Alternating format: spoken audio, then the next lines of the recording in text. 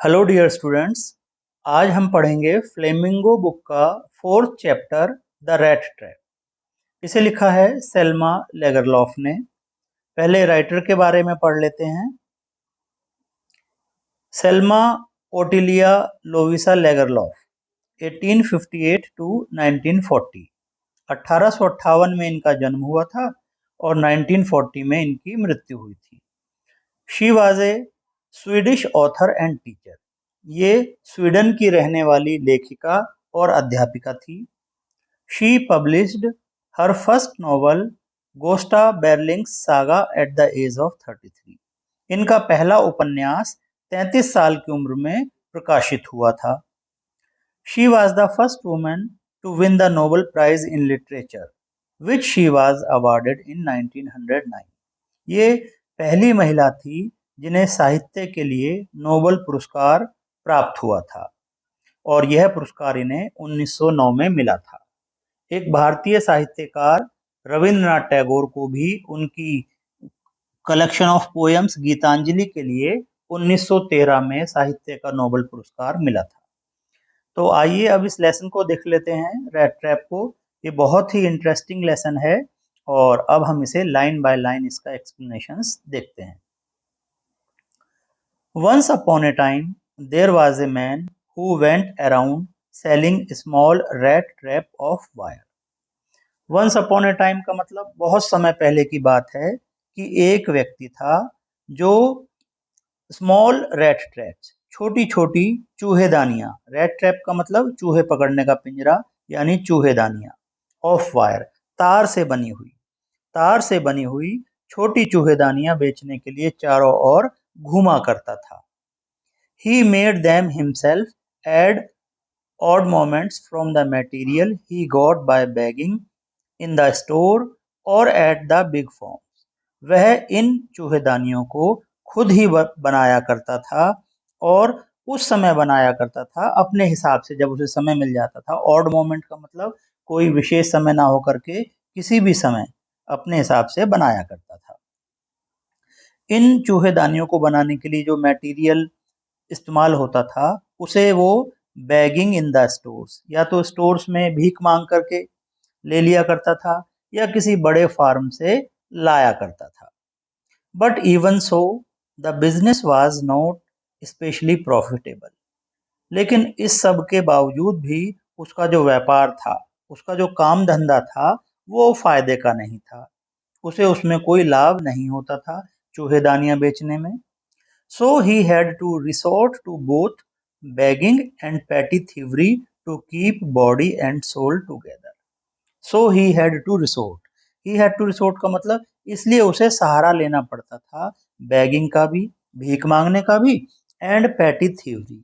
petty thievery का मतलब छोटी मोटी चोरी करना, इसलिए उसे भीख भी मांगनी पड़ती थी, छोटी मोटी चोरियां भी करनी पड़ती थी। To keep body and soul together. Keep body and soul together का मतलब स्वयं को जिंदा रखने के लिए। तो वो ये सभी काम किया करता था, चूहेदानियां भी बेचता था, भीख भी मांगता था और छोटी मोटी चोरियां किया करता था। Even so his clothes were in rags. इतना सब करने के बावजूद भी उसके कपड़े फटे हुए थे, वो चिथड़ों में था। His clothes were in rags का मतलब वो फटे पुराने चिथड़े पहना करता था।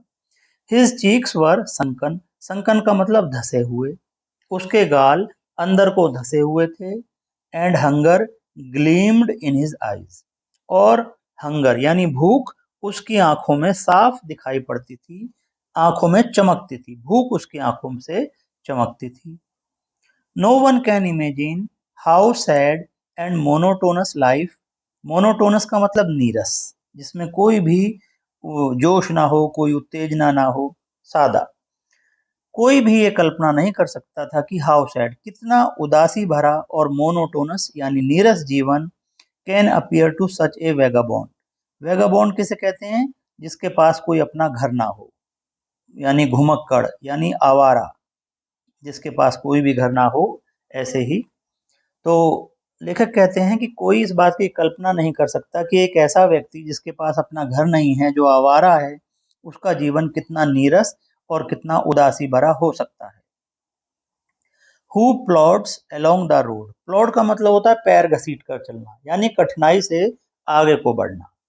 Who plods along the road left to his own meditations? जो अपने ही ख्यालों में खोया रहता था और सड़क पर बहुत ही पैर घसीट करके कठिनाई से परिश्रम से आगे को बढ़ता था, तो ऐसे व्यक्ति का जीवन बड़ा ही उदासी भरा और नीरस होगा, इस बात की कोई कल्पना भी नहीं कर सकता। But one day this man had fallen into A line of thought. लेकिन एक दिन इस आदमी को एक विचार आया, ये विचारों की एक श्रृंखला की ओर इसका दिमाग गया, which really seemed to him entertaining, जो उसे बहुत ही मनोरंजक लगा। वो विचार इसे बहुत ही ज्यादा मनोरंजक प्रतीत हुआ। He had naturally been thinking of his rat traps. वो स्वाभाविक रूप से, नेचुरली का मतलब प्राकृतिक रूप से, अपने रैट ट्रैप्स, अपने चूहेदानियों के बारे में ही सोच रहा था। When suddenly, जब अचानक, he was struck by the idea, कि अचानक उसके मन में एक आइडिया आया कि the whole world about him, the whole world with its lands and seas, its cities and villages. उसे ये ख्याल आया कि ये जो पूरा संसार है जो उसके चारों ओर है, ये पूरा संसार अपनी भूमि के साथ, अपने समुद्र के साथ, अपने शहरों और अपने गांवों के साथ, ये कुछ नहीं है बल्कि ए बिग रैट ट्रैप, बल्कि ये पूरा संसार जो है एक बहुत बड़ी चूहेदानी है, इसके अलावा कुछ नहीं है। It had never existed for anyone for any other purpose than to set bait for people. बेट माने क्या होता है? चारा। जो चूहेदानी में चूहों को फंसाने के लिए चारा डाला जाता है वो। तो लेखक कहता है कि ये संसार किसी और पर्पस के लिए नहीं बना, केवल ये लोगों को चारा डालने के लिए बना है। केवल लोगों को फंसाने के लिए चारा डालने की वस्तुएं डालने के अलावा इस संसार का कोई उद्देश्य नहीं है। It offered riches and joys. यह संसार क्या पेश करता है चारे के रूप में? यह संसार रिचेज माने अमीरी यानी संपत्ति, जॉयज यानी खुशियां, शेल्टर यानी आश्रय या एक तरह से घर, एंड फूड यानी भोजन, हीट एंड क्लोथिंग, हीट यानी गर्मी और क्लोथिंग यानी कपड़े, वस्त्र। तो यह संसार चारे के रूप में लोगों के सामने क्या पेश करता है? अमीरी, खुशियां, भोजन इत्यादि। Exactly as the rat trap offered cheese and pork. ठीक उस तरीके से जैसे एक चूहेदानी क्या पेश करती है चूहों के लिए? चीज यानी पनीर का टुकड़ा, या पोर्क क्या होता है? पोर्क है सुअर का मांस। तो यूरोपियन कंट्रीज में चूहों को पकड़ने के लिए या तो सुअर का मांस लगाते हैं थोड़ा सा, या चीज का टुकड़ा, जैसे हमारे यहाँ रोटी लगा देते हैं उसी प्रकार से। तो लेखक बता रहे हैं कि ये संसार एक बहुत बड़ी चूहेदानी है और यह चूहेदानी चारे के रूप में लोगों को खुशियां, भोजन, गर्मी, वस्त्र इत्यादि प्रदान करती है। And as soon as anyone let himself be tempted to touch the bait. और जैसे ही कोई व्यक्ति इस भोजन के लालच में पड़कर इसे छूता है, तो यह इट क्लोज्ड ऑन हिम, यह चूहेदानी, संसार रूपी चूहेदानी बंद हो जाती है। And then everything came to an end. और फिर उस आदमी के लिए, जो आदमी इस जाल में फंस जाता है, इस चूहेदानी में फंस जाता है, उसके लिए सब कुछ खत्म हो जाता है। The world had of course never been very kind to him. यह दुनिया उसके लिए, वो जो हमारा रैट ट्रैप सेलर है, उसके लिए कभी भी दयालु नहीं थी। जो चूहेदानी बेचने वाला व्यक्ति है, उसके लिए यह दुनिया कभी भी अच्छी नहीं रही थी, दयालु नहीं रही थी। यह संसार उसके लिए दयालु नहीं रहा था। So it gave him unwanted joy to think ill of it in this way. इसलिए उसे ऐसा सोचने में बड़ी खुशियां मिलती थी कि ये जो संसार है लोगों को चारा डालकर अपने जाल में फंसा लेगा, अपने पिंजरे में जकड़ लेगा, तो लोगों के बारे में बुरा सोचने से उसे अजीब सा सुख मिलता था। It became a cherished pastime of his during many dreary ploddings. यह जब वो कई बार अपनी यात्रा कर रहा होता था, पैर घसीट घसीट करके परिश्रम से आगे को बढ़ रहा होता था, तो इन्हीं सब के बारे में वो सोचता था। To think of people he knew, उन लोगों के बारे में सोचता था जिन्हें वो जानता है। People he knew who had let themselves be caught in the dangerous snare. Snare का मतलब वही जाल, पिंजरा। तो उन लोगों के बारे में सोचता था जिन्होंने स्वयं को इस खतरनाक जाल में फंसा लिया था। And others who were still circling around the bait, और उन लोगों के बारे में भी सोचता था जो अभी इस बेट का, बेट यानी चारा, इस चारे का चक्कर लगा रहे थे। तो कहने का मतलब ये है कि ये जो हमारा रैट ट्रैप सेलर है, चूहेदानी बेचने वाला है, फेरी वाला, ये अक्सर अपना जो मनोरंजन का समय था उसे इसी बात को सोचने में लगाया करता था कि उसके जान पहचान के कौन कौन लोग इस जाल में फंस गए हैं और कौन इस चारे के चारों ओर घूम रहे हैं। One dark evening, as he was trudging along the road, he caught sight of a little grey cottage by the roadside. एक दिन शाम के समय, एक अंधेरी शाम को जब वो घूम रहा था, तो ट्रजिंग अलोंग द रोड, ट्रज का मतलब वही पैर घसीट कर जब चल रहा था रोड के किनारे से, तो he caught sight of a little grey cottage, उसने एक मटमैली रंग की कॉटेज, कॉटेज यानी कुटिया देखी रोड के किनारे पर। And he knocked on the door to ask shelter for the night, और उसने वहां रात को ठहरने के लिए, शेल्टर यानी शरण लेने के लिए, विश्राम के लिए उसने वहां खटखटाया। नॉर ही वाज रिफ्यूज्ड, उसे मना भी नहीं किया गया, यानी जो अंदर रहने वाला व्यक्ति था उसने उसके खटखटाने पर दरवाजा खोला और उसे शरण देने को राजी हो गया, उसे मना नहीं किया। Instead of the sore faces, सोर का मतलब चिड़चिड़े। अक्सर क्या हुआ करता था कि जब यह फेरी वाला किसी के घर जाया करता था या रात को रुकने के लिए कहा करता था, तो उसे जो लोग मिलते थे आमतौर पर, वो लोग बड़े ही चिड़चिड़े हुआ करते थे, गुस्सैल हुआ करते थे। लेकिन instead of the sore faces, जो चिड़चिड़े चेहरों के बजाय उसे जो ओनर था, who was an old man without wife और child, was happy to get someone to talk to his loneliness. आज जब इसने खटखटाया तो चिड़चिड़े चेहरों के बजाय एक ऐसा व्यक्ति सामने आया जो बूढ़ा था, जिसके कोई पत्नी नहीं थी, कोई बच्चा नहीं था। वह इस फेरी वाले को देखकर खुश हो गया, क्योंकि आज उसके साथ कोई ऐसा व्यक्ति था जो उसके अकेलेपन को दूर कर सकता था, बातचीत करने के लिए कोई और उसके साथ था। Immediately he put the porridge pot on the fire, एकदम से, तुरंत ही उसने, उस बूढ़े ने दलिया बनाने वाला बर्तन आग पर रख दिया, यानी कि भेंट देने के लिए, उसको कुछ खिलाने के लिए एक बर्तन आग पर रख दिया। एंड गेव हिम सपर, सपर यानी रात का खाना, और हल्का खाना रात का उसको भोजन कराया फेरी वाले को। चूहेदानी बनाने वाला जो व्यक्ति था, इसके लिए हम फेरी वाले का इस्तेमाल कर रहे हैं।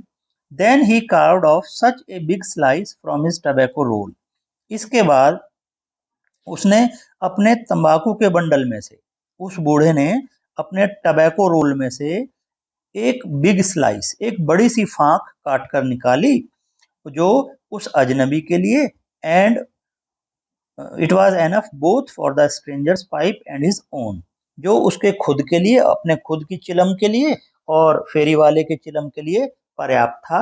इतना बड़ा तंबाकू का टुकड़ा उसने अपने तंबाकू के बंडल में से निकाला। Finally he got out an old pack of cards and played Majolis with his guest until bedtime. और फिर अंत में उस बूढ़े ने एक पुरानी ताश की गड्डी निकाली और सोने का समय होने तक अपने मेहमान के साथ वो ताश का एक खेल, जिसका नाम था मैजोलिस, खेलता रहा। The old man was just as generous with his confidence as with his porridge and tobacco. बूढ़ा आदमी उतना ही दयालु अपने अपने राज के साथ भी था, जितना कि वो अपने दलिया और टबैको का था। कहने का मतलब, जितनी उदारता से इस बूढ़े ने मेहमान को दलिया और टबैको पेश किया था, उतनी ही उदारता से, उतने ही कॉन्फिडेंस के साथ उसने जो अपने राज थे, अपने जो रहस्य थे, इस फेरी वाले के सामने उगल दिए और अपने राज बता दिए। द गेस्ट वॉज इन्फॉर्म्ड, इस बूढ़े ने गेस्ट को ये बताया कि once that in his days of prosperity, कि जब वह अमीर था, जब उसके संपन्नता के दिन थे, तो he had been a crofter. Crofter का मतलब होता है छोटा किसान, खेती बाड़ी करने वाला। तो उस बूढ़े ने बताया कि जब मैं जवान था और मेरे पास खूब पैसा था, मैं संपन्न था, तो मैं रामसो आयरन वर्क्स में काम किया करता था एक किसान के रूप में, and had worked on the land, और वहां जो जमीन थी उस पर मैं काम किया करता था। Now that he was no longer able to do day labour, और अब जब वो बूढ़ा हो गया था तो अब वो मजदूरी नहीं कर पाता था। It was his cow which supported him, अब उसकी गाय ही उसका सहारा थी। Yes that bossy was extraordinary, हाँ ये जो गाय थी ये असाधारण थी, ये बहुत हट्टी कट्टी, बहुत अच्छी नस्ल की गाय थी। She could give milk for the creamery every day, ये रोज इतना दूध दे दिया करती थी गाय कि उसे डेयरी पर ले जाना पड़ता था, क्रीमरी, क्रीमरी में ले जाना पड़ता था। क्रीमरी यानी जहाँ दूध से क्रीम निकाली जाती है। तो ये गाय इतना दूध देती थी कि इसको रोज क्रीमरी पर ले जाया जाता था।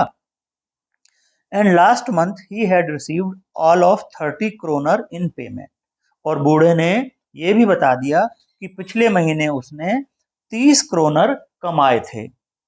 क्रोनर क्या है? स्वीडन की करेंसी है। स्वीडन में जो पैसे चलते हैं उन्हें क्रोनर बोलते हैं। तो बूढ़े ने यह भी बता दिया कि पिछले महीने उसने दूध बेच करके 30 क्रोनर कमाए थे। The stranger must have seemed incredulous, बूढ़े ने सोचा कि शायद इसे विश्वास नहीं हो रहा होगा, इसीलिए the old man got up, इसलिए वो बूढ़ा उठा, and went to the window, और खिड़की के पास पहुंचा। Took down a leather pouch, और एक लेदर का पाउच, एक छोटा सा बटुआ सा, बटुआ टाइप का थैला उसने उतारा, जो कि टंगा हुआ था, जो कि हंग था, टंगा हुआ था ऑन ए नेल, नेल यानी कील, जो कि कील पर लटका हुआ था। In the very window frame, जो खिड़की का फ्रेम था वहां एक कील लगी हुई थी, और उस कील पर ये लेदर का पाउच लटका हुआ था। बूढ़े ने ये पाउच उतारा वहां से, and picked out 3 wrinkled 10 kronor bills, और उसने इसमें से 10 क्रोनर के, 10 10 क्रोनर के 3 रिंकल्ड माने सिकुड़े हुए, मुड़े तुड़े 3 नोट निकाले। बिल का मतलब यहाँ नोट से है, ठीक है। 3 नोट उसने 10 10 क्रोनर के निकाले। These he held up before the eyes of his guest, ये नोट उसने अपने गेस्ट, गेस्ट कौन था? ये रैट ट्रैप सेलर, चूहे दानी बेचने वाला व्यक्ति था। तो ये नोट उसने अपने गेस्ट के सामने रखे। नोडिंग नोइंगली, नॉड माने होता है गर्दन हिलाना, और जानबूझकर सिर हिलाते हुए इस तरीके से नोट हिलाए कि वो उसको गेस्ट को साफ दिखाई दे रहे थे। एंड देन, और फिर उसके बाद, stuffed them back into the pouch, और फिर उन्हें वापस थैले में ठूंस दिया, दोबारा उसी थैले के अंदर घुसा दिया। The next day both man got up in good season, अगले दिन सुबह दोनों आदमी अच्छे मौसम में उठे, यानी कि अच्छी मन स्थिति में उठे, तरोताजा उठे। The crofter was in a hurry to milk his cow, crofter यानी वही किसान बूढ़ा, उसको अपनी गाय का दूध निकालने की जल्दी थी। And the other man probably thought, और ये जो गेस्ट था, फेरी वाला था, इसने सोचा कि he should not stay in bed when the head of the house had gotten up, उसने सोचा कि जब घर का मुखिया जाग चुका है तो मुझे बिस्तर पर नहीं रहना चाहिए, इसलिए वो दोनों एक साथ उठ गए। They left the cottage at the same time, उन दोनों ने एक ही समय में घर से वो बाहर निकले, यानी कि अपना घर छोड़ा, दोनों एक ही समय साथ साथ घर से निकले। The crofter locked the door and put the key in his pocket, किसान ने वो दरवाजा बंद किया, ताला लगाया, और चाबी अपनी जेब में रख ली। The man with the red traps said goodbye and thank you, and thereupon each went his own way. चूहेदानी बेचने वाले आदमी ने धन्यवाद दिया और नमस्कार किया, और इसके बाद दोनों अपने अपने काम पर चले गए। But half an hour later, the rat trap peddler stood again before the door. लेकिन आधे घंटे बाद ही फेरी वाला, ये जो चूहेदान बेचा करता था, ये फेरी लगाकर वापस दोबारा दरवाजे के सामने आकर खड़ा हो गया। He did not try to get in, however. लेकिन उसने दरवाजे से अंदर जाने की कोशिश नहीं की। He only went up to the window, smashed a pen stuck in his hand, and got hold of the pouch with the 30 kroner. वह सिर्फ खिड़की तक गया। He smashed मतलब घूसा मार करके उसने पेन यानी खिड़की का कांच तोड़ दिया। Stuck in his hand, अपना हाथ अंदर डालकर got hold of the pouch, उस थैले को पकड़ लिया जिसमें कि वो 30 क्रोनर थे। यानी कि इस फेरी वाले ने वापस घर आकर खिड़की तोड़कर अपना हाथ अंदर डालकर जो खिड़की पर जो थैला लटका हुआ था उसमें से 30 क्रोनर के जो 3 नोट थे 10-10 क्रोनर के, वो निकाल लिए। He took the money and thrust it into his own pocket. Thrust मतलब होता है घुसा देना। उसने वो नोट निकाले और अपनी जेब में घुसा लिए, अपनी पॉकेट में। Then he hung the leather pouch very carefully back in its place and went away. फिर उसने बड़ी ही सावधानी से वो लेदर का पाउच उसकी उसी की जगह पे टांग दिया और वहां से चला गया। As he walked along the money in his pocket, जब वो चल रहा था अपनी जेब में नोटों को डाल करके, he felt quite pleased with his smartness. तो उसे बड़ी खुशी हो रही थी, उसे अपनी चतुराई पर बड़ा स्मार्टनेस पर वो बड़ा खुश हो रहा था। He realized, of course, that at first he dared not continue on the public highway. शुरू में उसे महसूस हुआ कि उसे मुख्य सड़क पर चलते रहने की हिम्मत उसके अंदर नहीं है और उसे मेन रोड से हट जाना चाहिए, इनटू द वुड्स, जंगल में जाना चाहिए। उसे ऐसा लगा कि मेरे अंदर इतनी हिम्मत नहीं है कि मैं मेन हाईवे से चलूं, तो इसीलिए उसने इरादा किया कि वो जंगल से चलेगा। ड्यूरिंग द फर्स्ट आवर, पहले घंटे के दौरान, this caused him no difficulty, शुरू में कुछ घंटे उसको कोई समस्या नहीं हुई जंगल से चलने में। Later in the day it became worse, लेकिन बाद में, दिन के बाद में जो समय आया तो उसको बड़ा ही बुरा लगने लगा, उसके लिए स्थिति खराब हो गई। For it was a big and confusing forest, क्योंकि यह एक बहुत बड़ा और कंफ्यूजिंग का मतलब होता है कि जहाँ थोड़ा सा भ्रमित हो गया, उसको अजीबोगरीब जंगल में फंस गया था, भ्रम में डालने वाला ही जंगल था जिसका रास्ता उसको पता नहीं चल पा रहा था। He tried to be sure to walk in definite direction. उसने अपने आप को आश्वस्त करने के लिए एक डेफिनेट डायरेक्शन, एक निश्चित दिशा में चलने की कोशिश की। But the path twisted back and forth so strangely. लेकिन जो रास्ते थे वो इतने ट्विस्टेड, ऐंठे हुए थे, आगे पीछे को एक भूल भुलैया की तरह रास्ते थे। He walked and walked without coming to the end of the wood. वो चलता ही जा रहा था, लेकिन रास्ते बड़े ही अजीबोगरीब थे, आगे पीछे मुड़ रहे थे। वो चलता रहा किंतु वो जंगल के दूसरे छोर तक ना पहुंच सका। He realized that, उसे ऐसा लगा कि he had only been walking around in the same part of the forest. और उसको ऐसा महसूस हुआ कि वो जंगल के एक खास हिस्से में ही इधर से उधर घूम रहा है। At all once he recalled his thought about the world and the rat trap. अब अचानक उसे संसार और चूहेदानी के बारे में जो उसके खुद के ख्याल थे, उसके जो खुद के विचार थे, वो याद आए। About the world and the red trap, चूहेदानी के बारे में, संसार के बारे में, वे सब विचार उसे अपने ही याद आए। Now his own turn had come, अब उसकी खुद की बारी आ गई थी। यानी कि वो जो सोचा करता था कि लोग इस संसार रूपी जो चूहेदानी है इसमें फंस जाएं, तो वो खुद उसमें अब फंसने जा रहा था। It was his own turn, उसकी खुद की बारी थी। He had let himself be fooled by a bait and had been caught.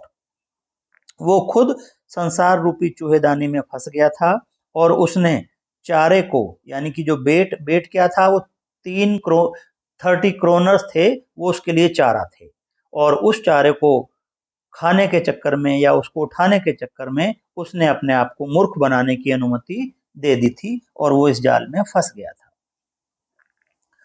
The whole forest, with its trunk and branches, its thicket and fallen logs, closed in upon him like an impenetrable prison from which he could never escape.